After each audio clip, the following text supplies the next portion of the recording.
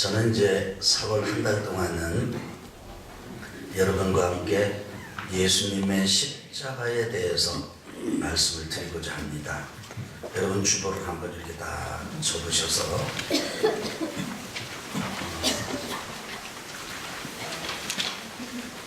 어때요? 여러분 가정에서 이제 어머니가 아침상을 다 차려놓고 이렇게 식사하자 불렀더니 일단 애들이 잘 안 오잖아요. 온나 와라 밥 먹으라 하나 들어와서 모였는데 앉은 폼이 보니까 개슴츠레 그리고 이렇게 삐딱하게 있으면은 여러분 엄마가 밥상 차리고 싶어요 차고 싶어요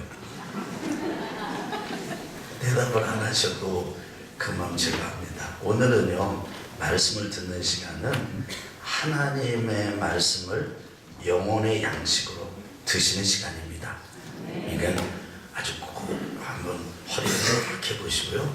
그 다음에 눈도 한번 비비고 아주 우리 몸도 마음도 집중해서 오늘 말씀을 좀 듣도록 하겠습니다. 오늘은요 주제가 뭐냐면 예수님의 십자가는 대속의 십자가다 입니다. 우리 같이 한번 이 주보 금주의 강단란을 읽어가면서 말씀을 드리겠습니다. 시작. 제자들에게 있어서 하나님의 나라는 출세길이었습니다. 자기 다툼을 하는 이유입니다. 하지만 예수님은 섬기기 위해 이 땅에 오셨다고 말씀하셨습니다.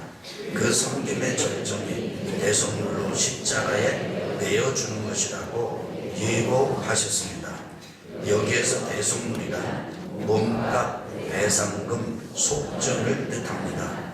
예수님의 죽음의 의미가 죄의 노예인 우리를 위해 기꺼이 몸값이 되는 것이라고 풀어주신 것입니다.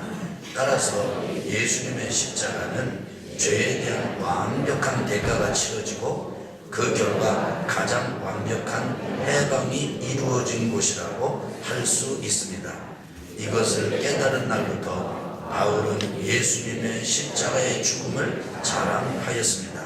이런 관점에서 예수님의 십자가의 의미를 더 자세히 살펴보면 다음과 같습니다. 우리 말씀 같이 읽어볼까요? 시작. 인자가 온 것은 섬김을 받으려 함이 아니라 도리어 섬기려 하고 자기 목숨을 많은 사람의 대속물로 주려 함이니라. 마태복음 20장 28절 우리 같이 읽습니다. 그러나 내게는 우리 주 예수 그리스도의 십자가 외에 결코 자랑할 것이 없으니 그리스도로 말미암아 세상이 나를 대하여 십자가에 못 박히고 내가 또한 세상을 대하여 그러하니라. 갈라디아서 6장 14절 말씀. 제가 그래서 중점을 두고 초점을 맞춘 부분은 예수님께서는 십자가에서 달려 돌아가셨는데 예수님께서 십자가에 달려 돌아가신 그 사건을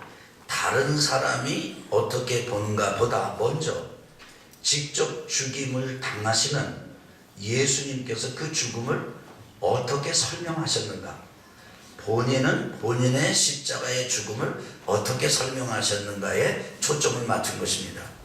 예수님께서는 자신의 죽음을 섬김의 최고의 절정으로 보셨습니다. 제자들은요 하나님 나라 임하면 자리 싸움 여기 차지했으면 좋겠고 저기 차지했으면 좋겠다 그거 가지고 다퉜습니다. 그게 예수님 얼마나 마음이 아프셨겠어요. 본질에서 어긋나 있으니까요. 그러니까 하나님의 나라는 섬기는 나라다 이렇게 말씀하시면서 예수님 말씀하시기를 나도 섬김을 받으러 온 게 아니고 섬기러 왔다. 그리고 나의 섬김의 절정, 나의 섬김의 결론, 최종 목적지, 섬김의 최고의 행위는 십자가에 죽는 것이 될 터인데 내가 예루살렘에 가서 제자들한테 배신당하고 동족들한테 넘김받고 그 다음에 빌라도의 사형 판결 언도를 받고 내가 십자가에서 죽을 것이다. 그런데 그 십자가에서 죽는 나의 죽음은 대속물로 죽는 것이다. 뭐로 죽는 거라고요? 한번 따라합시다. 예수님의 십자가는 대속의 십자가입니다. 그래서 예수님께서 십자가에서 대속물로 죽었다, 돌아가셨다, 죽임을 당하셨다, 이런 점에서 예수님의 십자가 대속의 십자가라 부르는 것입니다. 이 대속물이라는 건 뭐냐면 빚 졌는데, 빚을 진 사람이 있는데 그 빚을 갚지를 못해요. 능력이 없어서. 그때 대신 갚아주는 돈, 그것을 대속물이라고 합니다. 그래서 다른 말로 말하면 속전 이렇게도 말합니다. 갚아주는, 갚아서 건져내주는 돈이다, 그런 말이에요. 그러니까 예수님께서 자신의 죽음, 십자가에서 죽음을 너희들이 죄의 빚을 져가지고 죄의 노예가 되고 그 죄의 노예의 저주를 받고 있는데, 그것에 대해서 나는 대가를 지불하고 내가 죽어서 너희를 죄로부터 건지고 죄의 노예에서 건지고 죄의 노예의 저주에서 건진다. 이런 내가 대속물로서의 죽음이 내가 십자가에서 죽는 것이다, 이렇게 설명하는 것입니다. 여러분, 예수님의 그 대속물로서의 죽음이 왜 그렇게 능력이 있습니까? 여러분, 레위기 17장 11절에 보면은요, 모든 육체의 생명은 피에 있다고 했습니다. 육체의 생명이 어디에 있다고요? 그래서 세포에 있다고 말하지 않고 다른 데 있다고 말하지 않고 피에 있다, 이렇게 말합니다. 그래서 몸에서 피가 딱 빠지면 죽는 거죠. 그런데요, 여러분, 다른 사람이 어려움을 당할 때 여러분과 저도 이제 우리의 생명을 나눠줄 수가 있습니다. 그게 헌혈입니다. 여러분, 헌혈을 하면 진짜 몸이 아프고 피가 모자르는 사람, 아주 급하게 모자르는 사람, 그런 사람에게 피를 공급해주면요, 신선한 피를 공급해주면 아주 얼굴이 노랗고 이런 사람들도 척척척척 이렇게 살아납니다. 이 나무에 물이 오르듯이 아주 물을 공급되는 그 화초처럼 싹 피어납니다. 그래서 우리도 우리의 피로 다른 사람, 피에 담긴 우리의 생명으로 다른 사람을 도와주고 그 다음에 이렇게 살려줄 수가 있어요. 근데 문제는요, 여러분, 우리의 피는 몇 가지 문제점이 있습니다. 첫째는요, 피가 그렇게 깨끗하지 않다는 거예요. 여러분, 헌혈하는 사람이 이제 길거리에서 막 헌혈을 강권할 때가 있었잖아요. 지금도 그렇게 합니까? 근데 그 사람들에게 가서 그들을 물리칠 수 있는 단 한 가지 방법, 손쉬운 방법은요, 내가 병이 있다 그러면요, 피 뽑자고 안 합니다. 왜냐면 피를 뽑아서 주려고 해도 깨끗해야 돼요. 병균이 들어있으면 안 돼요. 지저분하면 안 돼요. 피가 맑아야 돼요. 피가 온전해야 돼요. 우리 옆에 분하고 인사합시다. 온전하십니까?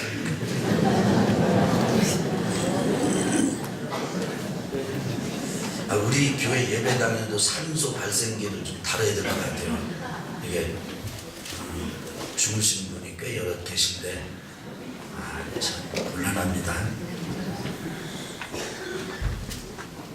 피에 이게 산소 공급이 원활하게 되면은 안 좋은데, 여러분, 우리는 피가 깨끗해야지 헌혈도 하는 거예요. 근데 그래서 피가 깨끗하지 않으면 그걸 이렇게 쓰지도 못해요. 근데 피가 깨끗하다고 치자고요. 그래도 우리가 가진 피를 다 뽑아준다고 해도, 그러면 이제 우리가 죽는 거죠. 내 피를 다 뽑아주면 우리가 죽는 거잖아요. 그렇게 해도 깨끗한 피로 다른 사람을 도와줄 수는 있어도 그 사람들의 죄와 영원한 저주를 거두어 줄 수는 없어요. 왜냐하면 우리는 더러운 피를 정화시키고 우리 스스로 건강관리를 잘하고 아주 완벽하게 잘했다 하더라도 우리는 태어날 때부터 죄가 있어요. 그래서 우리의 이 피에 있는 생명은 다른 사람을 대속할 수 있는, 다른 사람을 대신해서 대가를 지불해 줄 수 있다라고 인정받을 만한 자격 있는 피가 아닙니다. 우리도 한계가 있고 우리도 무능하고 우리도 죄 가운데서 해결이 안 되는 피이기 때문입니다. 그런데 이 세상에서 오염되지 아니한 깨끗한 피를 가지신 분이 예수님이십니다. 예수님은 마리아의 몸을 빌어서 성령으로 말미암아 잉태가 되셨습니다. 그게 이 땅에 아담의 후손으로 오신 것이 아니고 하나님의 아들로 오신 것입니다. 그래서 이 땅에 아주 깨끗한 이 생명 깨끗한 피를 가지고 오셨고, 그런데 그 예수님의 피는 깨끗하실 뿐 아니라 능력이 있는 피입니다. 예수님께서 십자가에서 그 피를, 물과 피를 다 쏟으시고 목숨, 오늘 여기 2장 20장 28절 보니까 자기 목숨을, 그러니까 내 목숨을 많은 사람의 대속물로 주려 함이니라 말씀하셨는데, 십자가에서 그 물과 피를 다 쏟으셔가지고 이제 예수님 거기서 돌아가셨어요. 거기서 죽었습니다. 육신이 죽었습니다. 그 피를 쏟아가지고 우리를 살리려고, 사람을 살리려고. 근데 우리 사람의 피는 그 깨끗하지 않고, 그리고 깨끗하게 관리를 했다 하더라도 한계가 있어서 죄에 있는 피이기 때문에 어떻게 할 수 없지만은, 우리 예수님의 피는 깨끗한 보배로운 피. 그래서 예수님의 피를 보혈이라고 안 합니까? 보배로운 피라고요. 능력 있는 피라고요. 그래서 예수님께서 그렇게 십자가에서 그 귀한 피, 깨끗한 피, 죄 하나도 없는 그런 피를 싹 뽑아 흘리시고 뽑아주시고 우리 위해서 죽어주셨어요. 왜냐하면 우리를 죄의 빛에서 건져내려.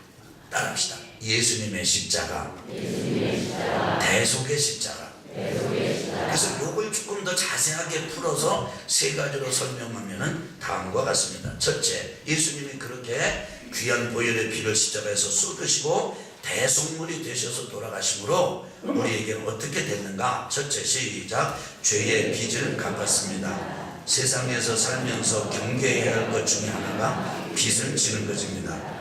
갚을 수 있는 빚은 그나마 낫습니다. 하지만 갚을 수 없는 빚을 지는 것은 그야말로 비극의 시작입니다. 안타깝게도 우리 인간은 갚을 수 없는 빚을 진 채로 태어났습니다. 바로 이 빚은 아주 무섭습니다. 하늘 아래 어떤 사람도 어떤 방법으로도 갚을 수 없는 빚이기 때문입니다. 세상에서 지는 모든 빚은 죽으면 벗어납니다. 죽으면 적어도 그 사람만큼은 빚으로부터 자유하게 됩니다. 그러나 죄의 빚은 다릅니다. 죽어도 벗어날 수 없습니다. 갚지 않고 죽으면 영원한 지옥의 형벌 고통이 기다리고 있습니다. 몸뿐 아니라 영혼까지 올가는 빚이 죄의 빚입니다. 이 빚으로부터 벗어날 수 있는 길은 없는 것일까요? 있습니다. 누군가 우리를 대신하여 죽어주면 됩니다. 놀랍게도 예수님께서 우리를 대신하여 십자가에서 죽어주셨습니다. 기가 막힌 은혜입니다. 우리 말씀 같이 읽겠습니다. 시작. 우리는 그리스도 안에서 그의 은혜의 풍성함을 따라 그의 피로 말미암아 속량 곧 죄사함을 받았느니라. 에베소서 1장 7절. 그 아들 안에서 우리가 속량 곧 죄사함을 얻었도다. 골로새서 1장 14절 말씀. 아멘. 그래서 예수님께서 죽어주심으로 대속물이 되심으로 우리는 이제 태어나면서부터 근본적으로 가지고 있는 죄의 빚으로부터 자유하게 되었다 라고 하는 사실을 예수님의 십자가가 가르쳐줍니다. 두 번째입니다. 우리 같이 한번 읽겠습니다. 시작. 노예에서 벗어났습니다. 빚을 지는 것만큼이나 고통스러운 것이 누군가에게 조종을 당하며 사는 것입니다. 누군가에게 약점을 잡히면 그렇게 됩니다. 사악한 무리들은 고의로 속여서 죄를 범하게 되고 그것을 미끼로 빠져나갈 수 없도록 사람을 구속합니다. 노동의 대가를 착취합니다. 인격과 성품을 말살합니다. 사람을 짐승이나 기계처럼 살도록 만들어버립니다. 에덴 동산에서 유혹을 받아 하나님을 떠난 인간의 운명이 이와 같습니다. 선악을 알게 하는 나무의 열매를 따먹음으로 하나님께 불순종한 이후부터 인간은 사단의 노예가 되었습니다. 그런데 예수님께서 십자가에서 죽으심으로 속죄를 지불하시고 구속하셔서 이 원수 마귀 사단의 노예 계약을 불태워 버렸습니다. 그 결과 본래 죄의 종이더니 죄에게서 해방되어 의에게 종, 하나님의 자녀로 살 수 있는 길이 열렸습니다. 자유하게 된 것입니다. 그러나 너희가 그때는 하나님을 알지 못하여 본질상 하나님이 아닌 자들에게 종노릇 하였더니 이제는 너희가 하나님을 알 뿐 아니라 더욱이 하나님이 아심바 되었거늘 어찌하여 다시 천박한 초등학문으로 돌아가서 다시 그들에게 종노릇 하려 하느냐. 갈라디아서 4장 8절로 9절 말씀. 너희는 값으로 사신 것이니 사람들의 종이 되지 말라. 고린도전서 7장 23절. 죄가 너희를 주장하지 못하리니 이는 너희가 법 아래에 있지 아니하고 은혜 아래에 있습니다. 로마서 6장 14절 말씀. 그러고 보니까 예수님께서 십자가에서 보혈의 피를 싹 쏟으심으로 그 귀한 죄 없는 피를 생명을 버리심으로 우리 죄에 대한 빚을 갚아주셨는데 대속물이 되셨는데 주님이 죽으시고 우리가 자유케 된 아주 기가 막히고 통쾌한 엄청난 거래가 예수님의 십자가에서는 이루어진 것입니다. 원래 죄의 빚을 갚지 못하던 우리에게는 죄의 노예가 되고 죄의 종이 되고 죄의 포로였습니다. 그래서 죄로부터 벗어날 수가 없었습니다. 그런데 우리 주님께서 십자가에 달려 돌아가심으로 이제는 여러분과 제가 그 죄의 빚으로부터도 벗어났지만은 죄의 노예 상태로부터도 벗어난 것입니다. 북한에서 탈북한 사람이 남한으로 넘어왔습니다. 우여곡절 끝에 넘어왔습니다. 여기에서 이제 정착을 해서 잘 살고 있는데 북한에서는 간첩을 내려보내 가지고 또 다른 사람을 통해서 방송을 통해서 혹은 다른 방법으로 협박을 합니다. 변절자라고 얘기합니다. 배신자라고 얘기합니다. 언제든지 죽일 거라고 공격을 합니다. 그 공격을 받는다 하더라도 분명한 건 뭐예요? 탈북한 건 사실이고 이제는 남한의 정부의 통치 아래 있게 된 것이 사실이잖아요. 여전히 긴장이 있고 여전히 갈등이 있고 여전히 살고 있는 한 문제가 있지만은 분명한 건 벗어난 거라고. 이제부터 중요한 건 뭐예요? 당신들이 나를 변절자라 한다 할지라도 나는 이제 자유를 찾았다. 나는 드디어 살 길을 찾았다. 나는 이제 이곳에 내가 의지적으로 내가 선택한 나라이다. 광명을 찾았다. 자유하다. 주장하면서 싸워야 되는 것 아니겠습니까? 우리 주님께서 십자가에서 죽어주시고 대속물이 되심으로 이제는 그 마귀가 아담과 하와를 꼬드겨 가지고 우리를 정복하던 그 죄의 빚이 갚아졌습니다. 그런데 마귀는 여전히 여러분과 저에게 내 마음을 보아라. 내 행실을 보아라. 너의 말을 보아라. 너는 여전히 죄 가운데 있고 여전히 지저분하고 여전히 온전하지 못하다. 그런데 내가 무슨 하나님의 자녀고 내가 무슨 죄의 빚을 다 갚고 뭐 그런 말이 어디 있느냐. 그거는 그저 교리일 뿐이고 그건 그냥 지식이고 사람들이 만든 것 뿐이지 그 실제로는 아니다.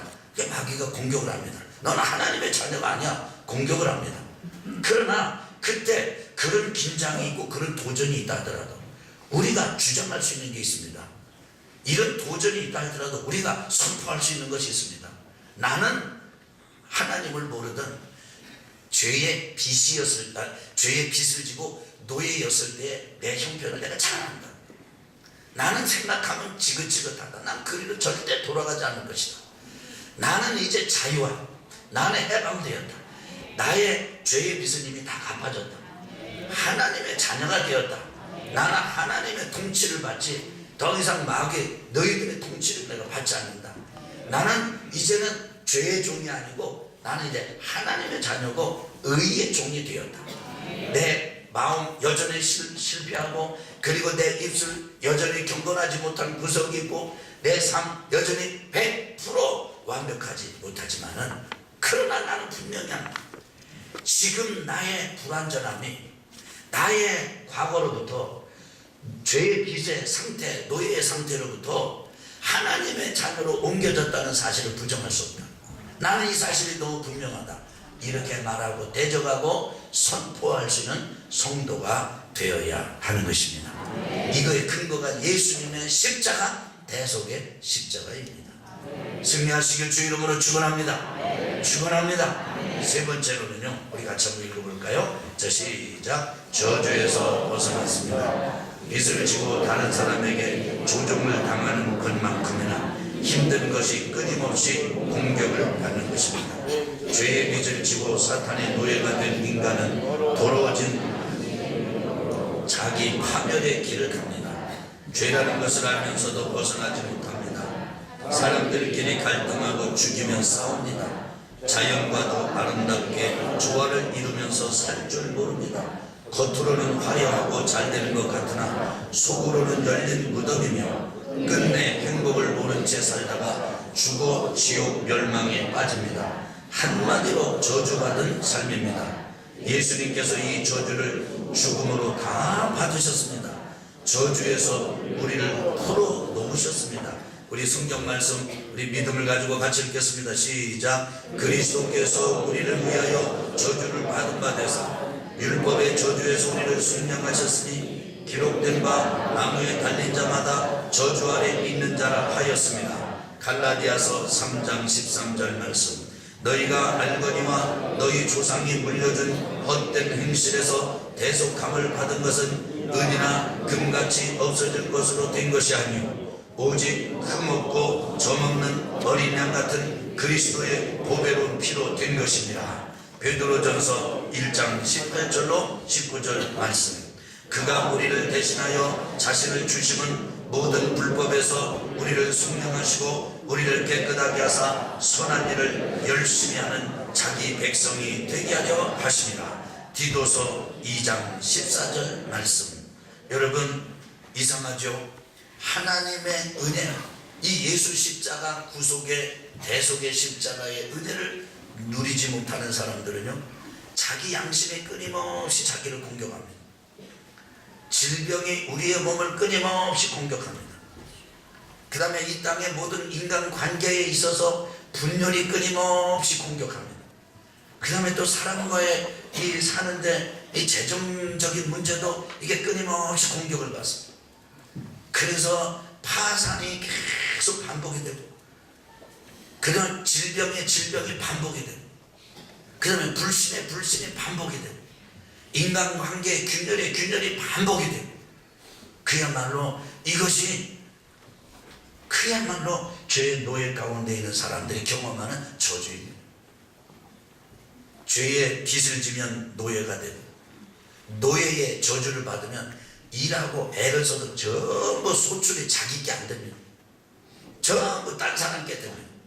1년 12달 열심히 일을 해도 거두어 드리면은 그 머슴 혹은 그 종, 그 노예는요, 그 수확이 제게 아니에요. 자기가 섬기는 주인의 것으로 홀랑 다 날아가 버리고 맙니다. 여러분, 양심의 열매가 없습니다. 인간관계의 열매가, 자기를 위한 열매가 맺히지 않습니다. 그 다음에 건강도 그렇습니다. 뿐만 아닙니다. 사람과의 관계에 있어서, 재정적인 삶에 있어서도 이게 전부 제 것이 되지 않습니다. 그런데 여러분, 놀라지 마십시오. 여러분과 제가 예수 그리스도의 은혜가, 특별히 대속의 죽음을 대속물로서 죄의 빚을 갚아주시고, 죄의 빚의 노예로부터 우리를 건져주시고, 저주에서 건져주시는 예수님의 십자가의 은혜를 경험하는 사람은 줄이 툭툭툭 끊어지듯이, 아무리 강한 나일론 줄이라도 불에 타서 다 녹아서 떨어지듯이 이런 저주들이 다 끊어집니다. 다 무너집니다.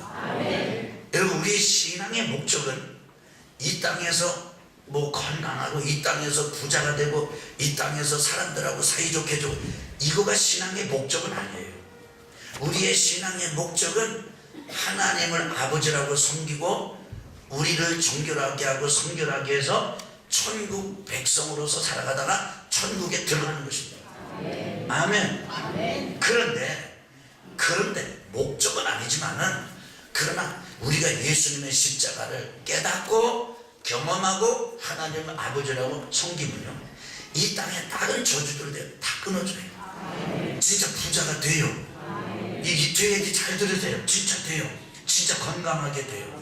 진짜 사람과의 관계가 회복이 됩니다. 순결하게 됩니다. 아멘. 참 좀 죄송스럽지만은 반복되고 또 반복해서 말씀을 드리는데 제 얘기 좀 또 한 번 하려합니다. 저는요, 어려서 너무 약했어요. 그래서 부모님이 너 이거 먹고 힘내라 그러고 그냥 그 구하기, 지금은 고기가 흔하죠. 옛날에 고기는 진짜로 괴기입니다. 그걸 구해가지고 돼지고기를 해가지고 치던 걸로 이렇게 쿡 해가지고 구멍 들어가지고 치던 걸로 이렇게 고리 걸었잖아요. 그거 걸어가지고 와서 그냥 해가지고 요리를 해서 주고, 다른 형제들은 좀 이게 신께나 쓰기 때문에 그냥 같이 놓으면 다 뺏기니까 이렇게 해놓고 저 혼자만 너 욕 먹어라, 이렇게 어머님이 저한테 돼지고기를 해주셨거든요. 그런데 그거 먹고 그냥 꼭 챘어요. 아이고, 어른들이 하시는 말씀이 언척대. 그 다음부터는요, 돼지고기 냄새만 맡아도는 미슬미슬 그거 못 먹었어요. 하루는 또 어머니가 너 번데기 먹으면 건강해진다 그래가지고 번데기 구해서 번데기를 이렇게 볶아주는데 냄새가 얼마나 고소한지 근데 먹고 두드러기 났습니다. 몸은 확 두드러기 났어요.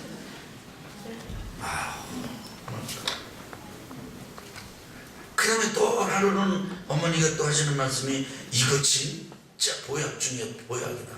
이게 용봉탕 재료다. 그런데 자라를 붙잡아서 알이 이렇게 나오니까 자라를 특별히 삶아가지고 저를 주셨어요.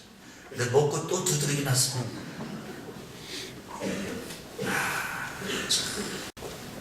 그래서 그때 어른들이 저를 보고 얼굴에 오이꽃이 피었대요. 오이꽃 색이 어떤지 아세요? 놀이끼리. 그리고요, 다른 사람은 벌을 수십 번을 쏘여도 붓기만 하고 끝나는데요, 저는 한 번만 벌을 쏘였다 그러면요 온몸이 부으게 돼. 정신이 안 나요. 근데 의식을 잃어요. 그 산에 가서 이제 이렇게 하니까 형이 이따가 야 너는 맨 앞에 서라. 그래야지 좀 벌을 안 쏘이지. 그래 맨 앞에 서면 맨 먼저 쏘입니다. 그런데 그 다음에 이제 하고 나서 또 이제 혼역 치르고 나면은 다음에 산에 갈 때는 왜 그렇게 산에 그러고 갔는지 모르겠어요. 아니, 이번에는 너 맨 꽁치로 가라. 그래서 꽁치로 가라는 거예요. 그 꽁치로 가면은 앞에서 튀겨놓고 쏘이는 건 제가 또 쏘여요. 또 쓰러져. 여러분, 형제들이 다 논에 가서 모내기 하는데요, 저는 들어가지 못해요. 왜냐면 그 논에 들어가면은 논에 물이 제 종아리에 닿은 것만큼만 표시가 딱 나가지고 빨갛게 그 물에 들어간 몸은 그냥 다 이렇게 불어오르는 거예요. 빨갛게. 그냥 가렵고 어디 갈 수가 없어요. 그러니까 논에 들어가지도 못해. 아침 이슬이 얼마나 아름답습니까? 아침에 일어나가지고 밭에 갈 때 아침 이슬 이렇게 스치면요, 스치면 아침 이슬이 제 손에 스치면 손가락이 통통 부는 거예요. 그게 뭐 하나, 그게 어떻게 뭘 할 수가 없어. 여러분, 이게 처음에 이러면요 형제들이 불쌍하게 여기는데요, 형제들 믿을 게 못 돼요. 이게 조금 이게 반복되고 이게 길어지니까요 아주 사람 우습게 알고 그래요. 여러분, 저한테는 너무 힘든 일인데 제 다른 형제들한테는 너무 쉬운 일이에요. 그러니까 제가 일을 할 때 막 으쌰으쌰 이렇게 했겠어요? 아니면 막 이렇게 몸을 사리고 이렇게 했어요? 아니, 당연히 몸을 사리죠. 근데 몸을 사리면 꽤 부린다고 또 혼나고. 가끔 제가 제 아내랑 집에 갔다가 오는데 그런 옛날 그게 딱 생각이 나면 제가 제 아내한테 여보, 정말 난 옛날 어릴 때 난 그야말로 저주받은 삶이었어. 그때는 왜 그런지도 몰랐어요. 아버지도 모르고 어머니도 모르고 형제도 모르고 그렇게 사는가 보다 그냥 사는 거예요. 그런데 제가 17살 되던 어느 날 6개월 전도 받고 예배당 바위들처럼 장기알처럼 바둑돌처럼 옮겨지고 그러던 어느 날 제게 하나님의 사랑이 왔습니다. 하나님이 나를 사랑하신다는 거예요. 그리고 알고 보니까 그 하나님의 사랑의 결정체가 예수님께서 십자가에서 달려 돌아가신 거예요. 그런데 그 예수님이 대속의 십자가로 대속으로 내가 저주받을 수밖에 없는 죄의 노예의 상태 그리고 죄의 비주로부터 나를 풀어주신 거예요. 참 여러분, 저는요 그 이후로부터 바뀌었어요. 그 이후로부터 언제 어떻게 바뀌었는지 모르게 제 인생이 바뀌었습니다. 몸만 바뀐 게 아니에요. 지금은요 그래도 괜찮잖아요. 볼 때 뭐 이렇게 여러분 어떻게 여러분은 어떻게 보시나 몰라도 저는 이렇게 거울을 보면요 대견해요. 거울을 보면요 진짜 대견해요. 여러분 그 심정 모르실 거예요. 이게. 저는요 머리가 요즘 가끔 이렇게 어떤 분들이 저보고 여자 성도님들이 이렇게 좀 염색 좀 하라 그러는데요, 흰머리가 나는 모습이 얼마나 좋은데요. 진짜 거울 보면요 대견합니다. 아니 뭐가 그렇게 훌륭하겠어요. 예전에 비하면 지금의 은혜가 너무 감사해요. 그럼 지금 뭐 완약한 건강을 가지고 있습니까? 아닙니다. 그러나 예전에 비하면 지금은 너무너무 감사해요. 저는 믿습니다. 질병의 저주는 예수님의 대속의 십자가의 은혜로 끝이 난다는 사실을 저는 믿습니다. 여러분 가난도 마찬가지입니다. 가난도 정말 여러분 사업할 때 망하려고 사업하는 사람이 누가 있어요? 근데 사업하면 꼭 망하는 사람이 또 망해. 여러분 끊읍시다. 사람도 마찬가지예요. 이 사람하고 안 되니까 저 사람하고 하면 잘 되겠지. 여러분 그렇지 않다는 거 여러분이 잘 아시지 않습니까? 그런데 결론입니다. 왜 우리는 저주가 끊어지지 않고 노예와 죄의 그 두째로부터 여전히 신음하고 있습니까? 두 가지 중에 하나입니다. 첫째, 정말 예수님을 주님으로 영접한 적이 없던가. 여러분과 저는 하나님이 살아계시는 걸 믿고 하나님이 나를 사랑하신다는 사실을 믿고 그 사랑의 결정체가 예수님의 십자가라는 사실을 믿고 예수님 나의 죄를 짊어지시고 나의 죄의 빚을 다 탕감해 주시고 그리고 부활하시고 하나님 보좌 우편에 계시면서 응원하시고 다시 오실 그 예수님을 주님으로 모셔드린 신앙의 고백이 확실하면 반드시 역사는 일어납니다. 왜냐하면 이것은 빛이기 때문에. 빛은 들어가면 어둠은 물러가게 돼 있어요. 왜냐하면 이것은 생명이기 때문에. 생명은 들어가면 죽음은 떠나게 돼 있습니다. 여러분 저는 확실히 믿습니다. 저는 확실히 믿습니다. 아멘. 여러분 중에 죽고 싶은 사람이 있죠? 여러분 중에 하는 일마다 잘 안 되는 사람이 있죠? 여러분마다 사람 바꾸지만은 그런데 이전에 경험했던 거 또다시 반복 경험하는 사람이 있죠? 여러분 그 저주가 언제 끊어지는지 아십니까? 여러분과 제가 인생의 주인이 아니고 내 생명의 주인, 내 인생의 주인이 내가 아니라 철저하게 그냥 그게 뭐 게임처럼 그냥 뭐 종교적인 교리가 아니라 진짜 내 인생의 주인은 내가 아니로구나.